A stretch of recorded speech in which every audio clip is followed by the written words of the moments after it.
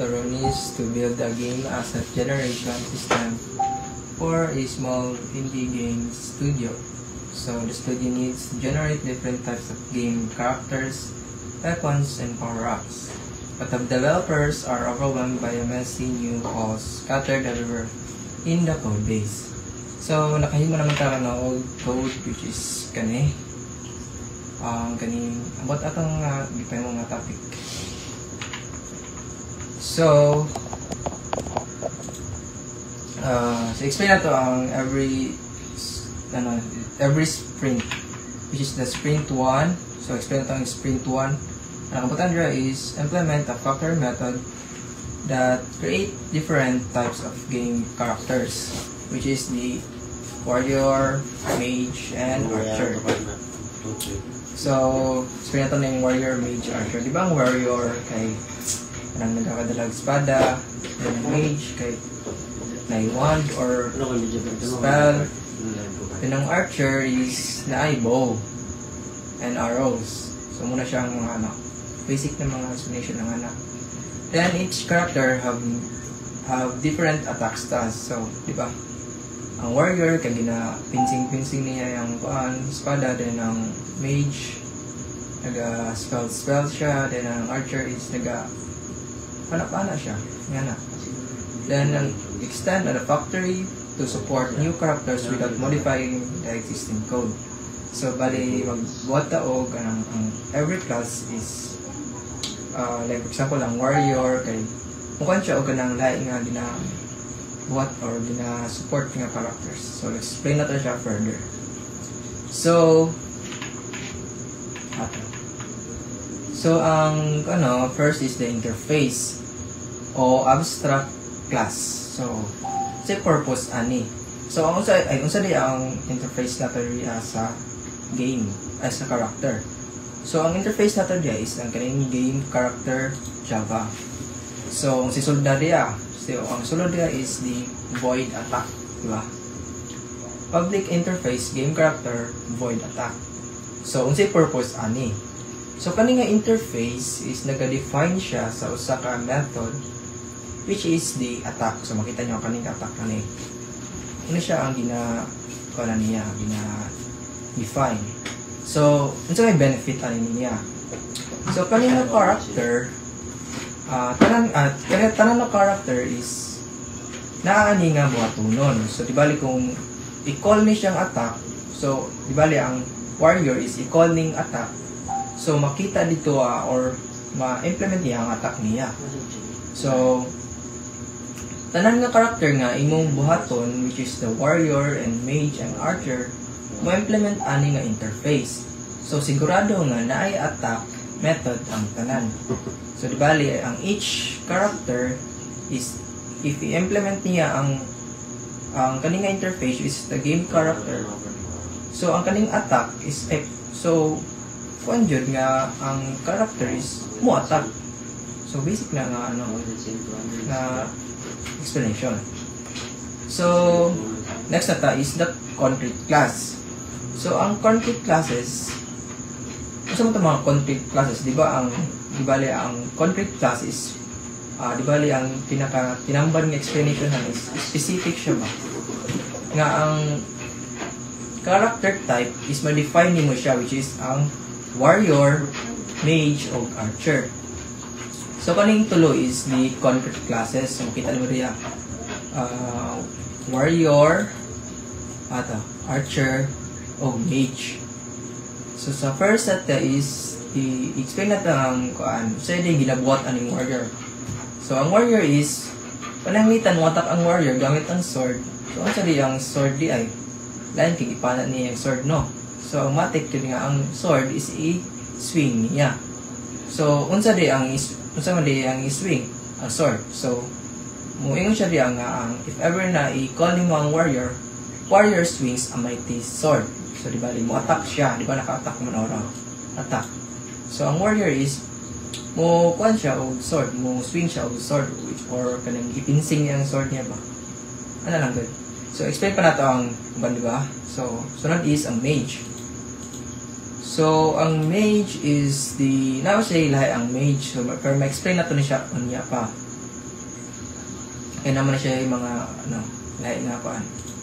So, ang archer is, same lang sa warrior nga, isa raw kanang ginabuhat, which is ang kaning archer fires a precise arrow. So, di bali, pag mo-attack na ang archer now is mo scan siya og arrow. Kanang murag mo attack niya gamit ang arrow. So, the character factory na sadta. So, muna siya ang factory method. So, makita mo rin ang character factory ara. So, ang character factory is muna siya, di ba? Kaning muna siya tanan. And, so, si purpose ani nga na class. So, kani siya is, ang kani nga class, kay mo siya ang responsible sa paghimo sa character objects based sa user input. So, ibali, ang kani siya is, if ever nga maghimo ang user, or gamitin niya ang warrior, kani ang responsible na, kani nga siya nga method, or kani siya na class di ay. So, implementation na ito is, unsa mag-implement ani? So, na-static method ang kaan, di ba kani? Kani. So, kani siya ang kaning static nga game character, create a character. So, mamili ka na if ever nga unsay gusto nimo nga character. So, i-try na tagra na. So, pag run na to, is kanina mo labas kani. Enter character type. So, kung syempre mamili ka na, di ba? Pero if ever maliw na nimo, ibutan na to na si Bubit. Anong character na si Bubit? Kaya dili mo na siya character. Kaya warrior, ang pilian naman ay warrior, mage, o archer. So, if ever na ibutan mo ra lahi, for example, kami ibutan ako si Bubit, wala may character nga Bubit. So, anong character type? Bubit. Ibarang butang. Pero if, wala siya. Then, so, extensibility niya is, kung mulungag ka og bagong character, pwede rin nimo i-register sa factory pinaagi sa map or registration na di kinahanglan usbon ang existing code. Na siya. So, di bali muna to siya ang paan. So, for example, lang is character factory. Ito sa character factory. Then, muna siya. So, sa main Java side, natin explanation sa main Java. So, ang main Java is the user input of dynamic character creation. So, ang purpose sa main Java, siyempre main Java need medyo na sa code. Pero explain na to, unsa sa need. So, mga siya input gikan sa unsang character ang gusto sa niya or sa user. Unsa yung need sa user, di ba? So, ang need sa user is tawagan niya character factory, create character. Sige ito. Sa create character. Itong create character. Create character din lang. Sa main Java din, sa main Java. Create character. Create character.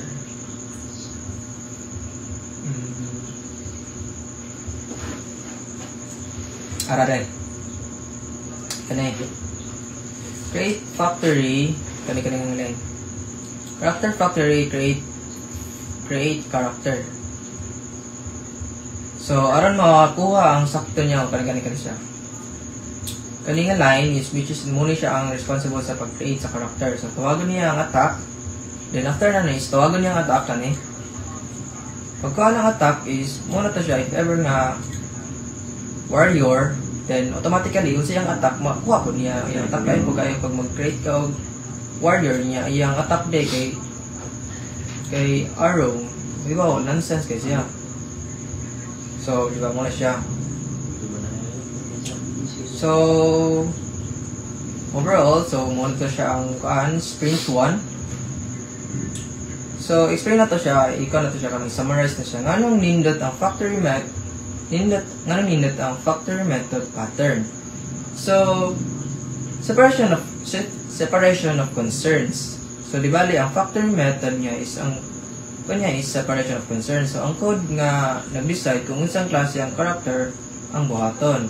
Ibutang sa factory nga dili na nagkalat ang tibok code base. So di bali if ever nga warrior ka, so imuhang directly nga ang attack sa warrior is papunta dito sa warrior, which is ang katong melee nga or katong sword niya. If ever nga archer, so yung button nga attack is archer. Nga na ba? So next is the easy extension. Nindot siya ba? Easy extension siya kay kung magdungag ka og bagong character pananglitan ng assassin, diba? Assassin na magdungag ka. Maghimo lang ka og assassin class. O di bali mo kani di ba nag-warrior ta. Then kaning is magbuhat lang kag another nga assassin ani. Another assassin that Java. So kanang assassin nga class is register lang sa factory. Register lang mo sa factory at factory.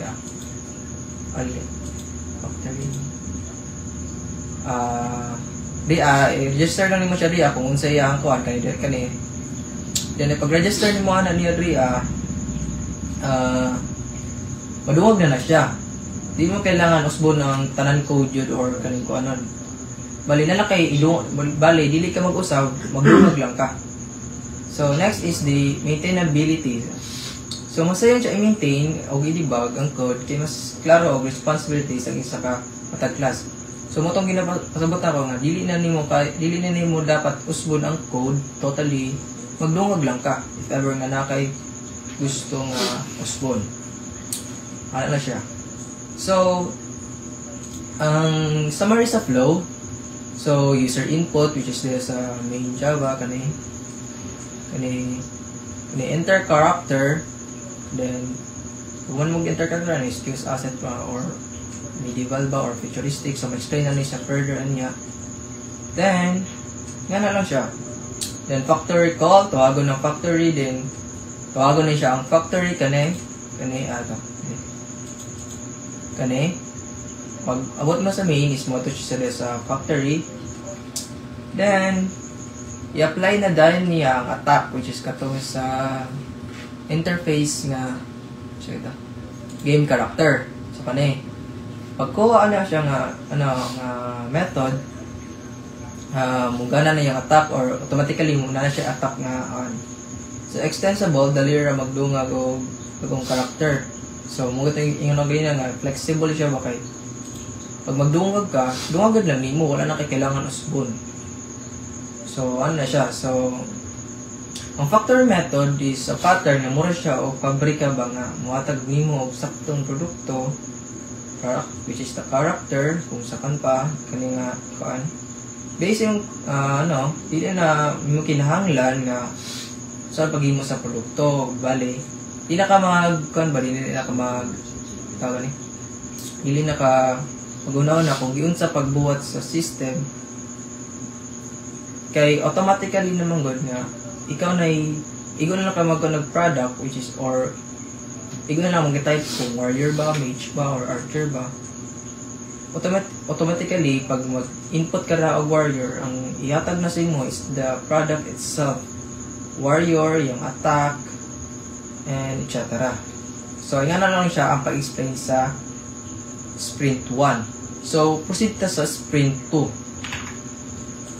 So unsa yung kabutan dito sa sprint 2? Ang sprint 2 is the abstract arsenal. So expand the system by adding weapons. So muna ni siya. So ma-explain pa natin further ang weapons na ni Aron, which is the sword, bow, and staff. And sa staff naman dyan power-ups. So ang kaning konday kaning kung dahil na masulod ang katong sa mage, na ang mage dagan pa mong siya kuan god ka ng pakatak. Use the abstract factory to group weapons and power-ups by theme, which is the medieval set and futuristic set. So unsa na yung medieval set? Ang medieval set is kana kung kinaraan gud ng mga god. Then ang futuristic is kaning karon mga futuristic na mga weapons like mga laser, mga Yan na. So the client should now should be able to swap things without changing code logic. So nga na siya. So explain na to na siya di aron sa code. No, record ko ba? Okay, 15 minutes. So explain na to ng sprint 2, di ba? Sa sprint 2, gipadako ng sistema ron, di ba? Okay, syempre na weapons, and etc. So, imong gipadako na akong sistema aron dili lang ang character ang generate. Kundi apil ang mga weapons, mga power-ups. Ang challenges lang diri kay kinahanglan nga ang armas o power-up mahimong magkadungan og team. Pananglitan ng team kinahanglan challenges kay kinahanglan ng mga armas o power-ups mahimong magkadungan ang team, di ba? Bali mas complicated na diri.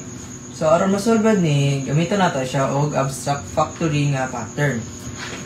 So unsaon pagtrabaho ning abstract factory sa diri nga code? So magbuhat ta og interface karon nga bag-o, which is the weapon and power up. Which kanang weapon ara. Kaning interface, di ba na siya use, nakaputang muna siya ang gamiton nato para sa weapon. Then para sa staff, dili. Weapon o power up dai. Okay. Kung pa-boost man yung power up, activate. So muna siya ang mga kinahanglan nato ron. So like for example, kaning sword. Di ba? Nakabutang dia use ara. So ang kaning use now, i-implement siya sa sword, which is sword implements weapon ara kaning class. Sword i-implement niya ang weapon, so gi-override niya ang use, which is ang giingon na ron is swinging a sharp sword, di ba? Nga na lang siya pagsubay. So, and then sa power up, the staff, dili ko siya use di gamit rin power up, activate rin ara. So mana boost. So ang mana boost gi-implement niya ang power up, which is kani. So ang gibutan niya is ang activate. So ang activate now is sa mana boost, public void activate. So mana boosted. Ang gibutan niya is mana boosted. So nga na lang siya ang gamit. So pagbuhat na ron ta og concrete classes para sa weapons and power-ups. So kung dito din, nag-skip dito din. So muna siya ang gibuhat na ako nga muna siya ang gibangbuhat na mga nga tawag yan mga concrete classes para sa mga ability, diba? So muna siya ang staff, sword, o sword o mana boost. Ato kanay. So gi-implement nato ni siya apil pa din ko dai boost dai. Ato. Health boost. So apil ko ni siya. So bali gina-implement lang niya kung unsa ang need nga gi-implement lang niya kung unsa ang mga need nila. Like, for example kani si mana boost, need niya og mana kani. So i-call lang niya activate. So override lang niya activate, which is public void activate, then mana boosted. Then parepod sa sword, implement niya ang kaning use kay gikan man this sa weapon. So sword kaning sword implements weapon, which is mo resulta siya public void used, then swinging a sharp sword. Nga na lang siya ang pag-explain ara sa pagsubayan na. Then pagbuhat na taron og abstract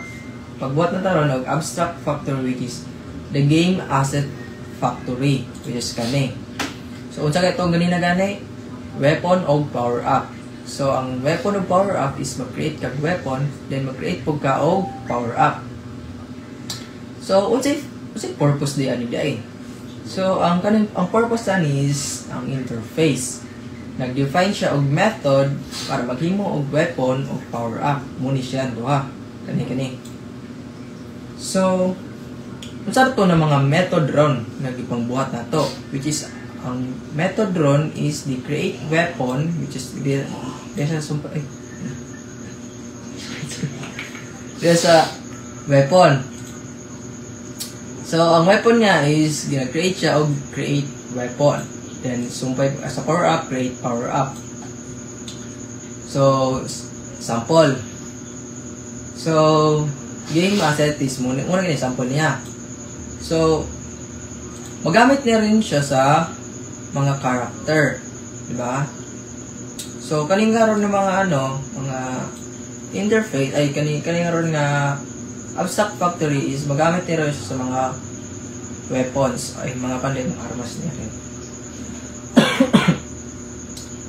So magbuhat ron og concrete classes ay concrete factories para sa team sets. So ang kaning team sets di ba gipangalan niya sa sprint 2, which is mutong medieval asset factory na mo-produce siya og medieval nga armas o power up, which is the sword and health boost. So pag yung kag warrior, di ba, mapansin mo sa mga lula, mga warrior is mga sword din na siya jud, and then konpod siya po kanang kunat ba. So muna siya ang health boost og aking sword ato kani. So sample ani ay explain ko na to ang futuristic asset factory sad. Ang purpose ani is mag-produce og futuristic na armas og power ups. So like laser gun, mga energy cell, mga futuristic na mga mga weapons. I-mention ako ganina.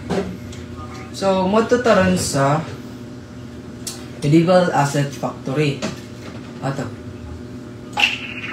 Medieval. Tara. So sa sulod sa medieval kani, ito mga medieval is mo di ba tong about sa mga warrior something. So muna siya nga create siya og weapon, which is ayang ikon is ang sword. So ang sword na karon kay mo kuan sa aning weapon kani.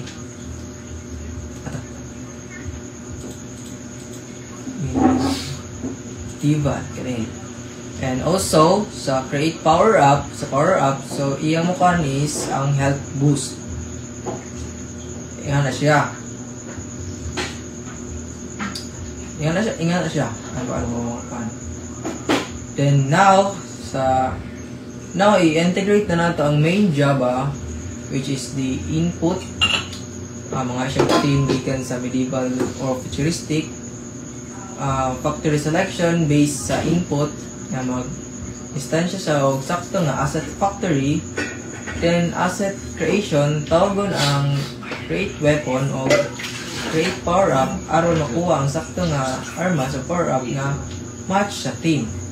And ang usage niya is use og activate methods para magresulta. So na itong main kani manglabas ni ron ng mga kuan. Ano di ba create enter a character type. So pag enter mo character type na is mag-choose ka kung unsa ang imong gusto, if medieval or futuristic. Then sige, i-run na lang nato para mas masaktan. So mag-enter kag character karon. So ang say character na to pilion. Ever warrior na ta para warrior. Then mag-choose taron og theme. Kasi theme na to. So ang bagay dia is medieval. So muna na ron. So weapon, swing a sharp sword. Mo to ganina tong kanina sa attack na sa game character. So gikuha niya ang attack. Pagkuha niya sa attack, Ito sa sword. Swinging. So, use niya. So, pag use anan niya, swinging a sharp sword. Muna siya diya. Swinging a sharp sword. Then, nag-medieval man ta, diba? Atong ipili kay medieval. So, ang medieval na ito anaran is ang power up. So, ang power up na is magtag medieval factory, tara, yung kuha na is return new health boost. So, muna yung power up. Power up, health boost. So, nakabutan na health boosted. Yan na siya. Then, explain pa na ito further ng uban. So, nag-spawn na siya o warrior. Diba? So, gets? So, nga nung nindot ang abstract factory pattern. Consistency, yung pagka-consistency, sigurado nga ang tanan assets nga imong magamit kay pareho og theme. Dili mag-mix ang medieval o futuristic nga armas o power-ups. So, di bali, ang kanya is kinagbuhat ng taog mga bago diya, which is ang kaning weapon. Weapon, kaning power-ups, kaning health boost, o mana boost. Ano siya? So, nga siya So, next is the scalability. Kung magdungag ka og bagong theme, panangita ng steampunk. Maghimo ka og bagong factory ng mo implement, sa butang yapon mo sa game asset. Same lang yapon siya sa baka nang bali, if ever nga nakay idungag, wala kay need pag-uhod. Dungagan lang nimo. Or wala ka lain kuan ka nang tawagan ni ka nang na wala kay lain i-modify ba. Pero dungagan lang nimo siya line nga para if ever nga need mo nga na matawag lang nimo, ikaw lang nimo yung mga. So, maintainability. So, di na nimo usbo ng existing nga code kung magdungag ka o bagong theme o asset. Dili ta mag-maintain o extend. So, mugay na ginawa ko bago lang ha. Dali ra siya mag-i-maintain kay wala na makailain bagoon sa imong code. Imo na lang mang dungagan. If ever nga need mo o ka ng stamina boost, butang kag stamina boost nga nga class. Then i-implement nimo siya diya sa game asset. Game asset na ko ba. So magkuha na kara stamina up. Something na. So summary na ta sa flow na to sa sprint 2.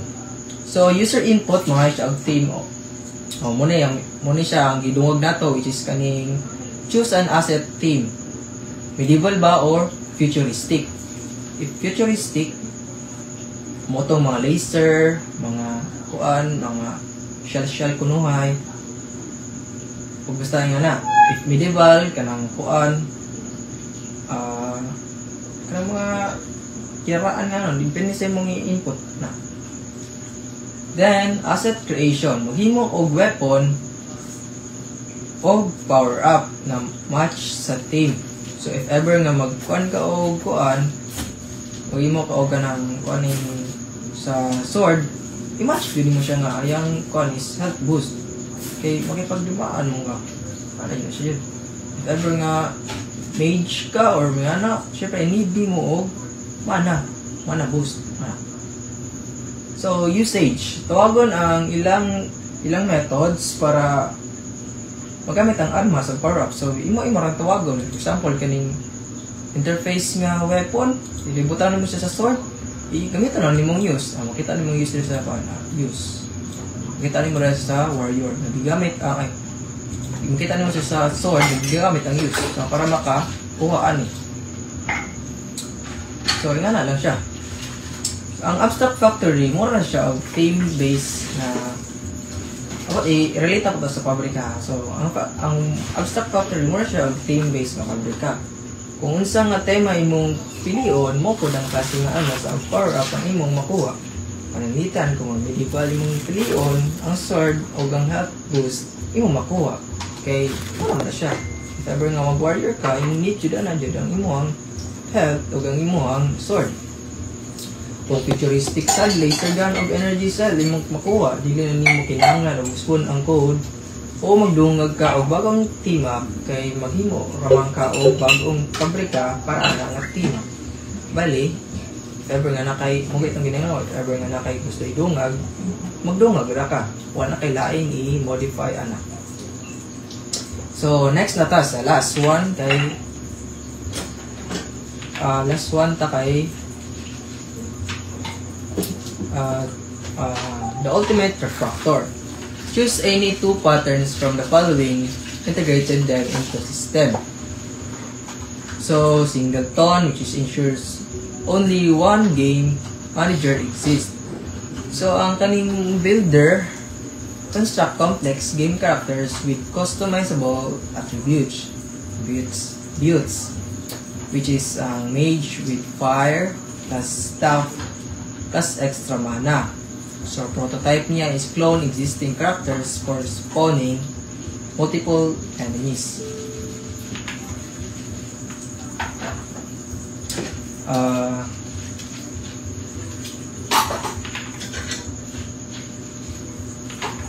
Explain na to ang sprint 3.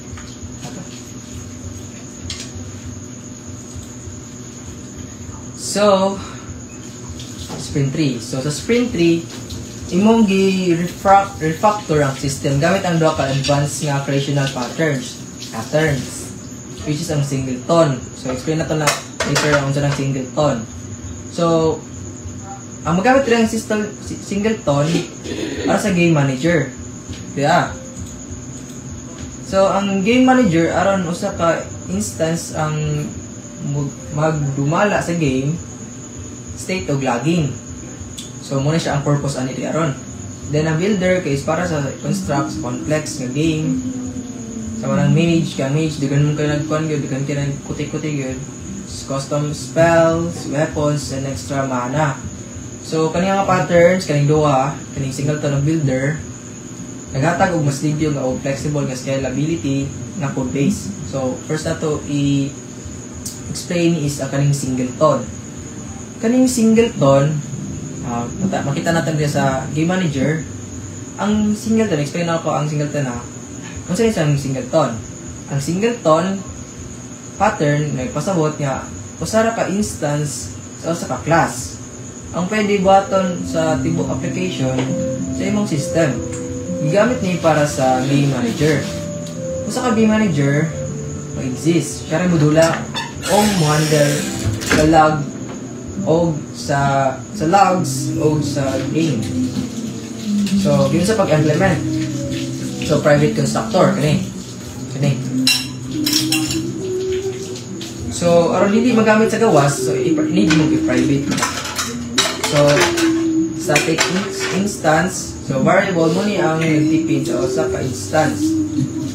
Kani. So muna siya ang static instance variable. So next is the public static get instance. So muna siya ang gamiton para makuha ang instance. So example sa game manager, muna siya kalimot din siya. Tingnan na siya ang flow sa code. So saan na siya paggamit.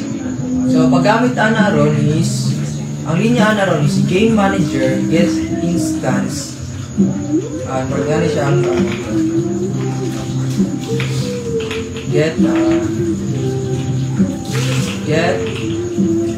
manager then get instance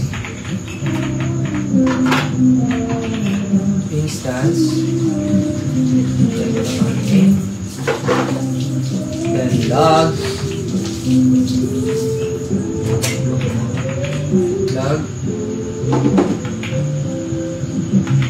spawning character type. Lang siya.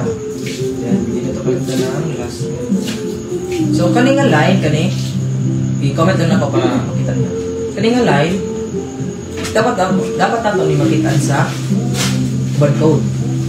Makita natin ni Sharon na. Makita natin na kaninga line. Makita natin sa one nga code. So, makita natin ni Sharon.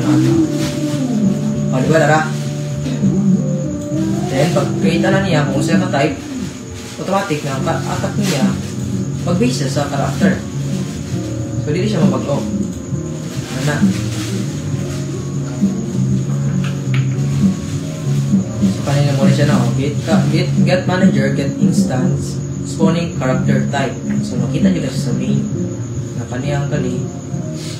So, bali, muna siya ang kanili spawning character, warrior. Kaya atong pili, warrior. So, kulabas na siya sa unsay is on.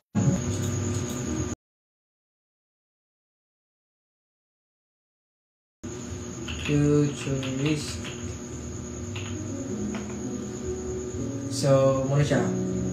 Mana boosted, creating on stuff, banana, build patterns, fire, muna siya, gaya na siya riya sa mage. Dagan kayo ang code ng mage kay dagan na siya og kuan.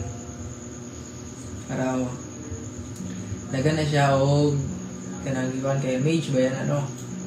Mage kani nerfs. So muna ni siya. So yun siya pagkuan. So yun sa pa siya pag-implement. So sa ang builder class riya. So ang builder class is the mage builder. Ato. Mage builder.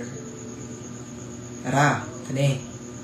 Muna siya ang mage builder kay muna siya ang ipangpangayo. Name, spell, weapon o extra mana.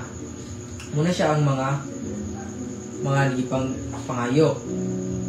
So nasa si mga setter methods para sa matag property na name, spell, weapon o extra mana. And the next is the build method na moy mo construct og mage object gamit ang values nga imong iset. So muna na siya manglabas kani malabas niya kung sa name niya mage, yung spell niya arcane blast, then ang weapon niya is depende siya na kung unsa siya nga weapon, medieval ba or kuan kini tawag basta katong medieval o katong futuristic. So may theme niya ba, then depende po diya ang mana niya. So muna siya. So unsa siya sa paggamit. So mo to sa main Java di ba kani. So kita na to mage builder nga mage builder niya.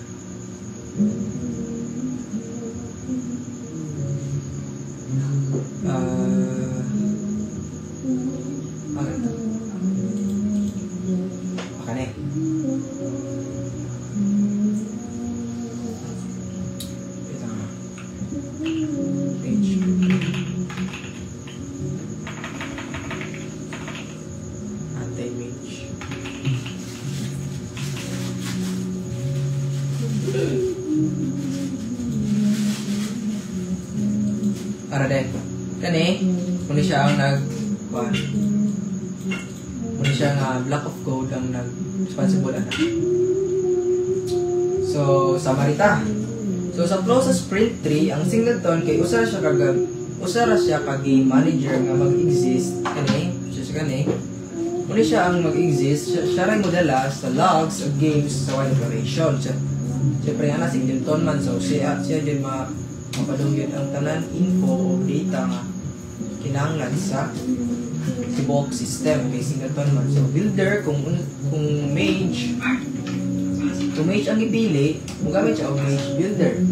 And kaya yung gamiton no. So mage builder din natin automatically para maging mode mage na ay custom nga spell weapon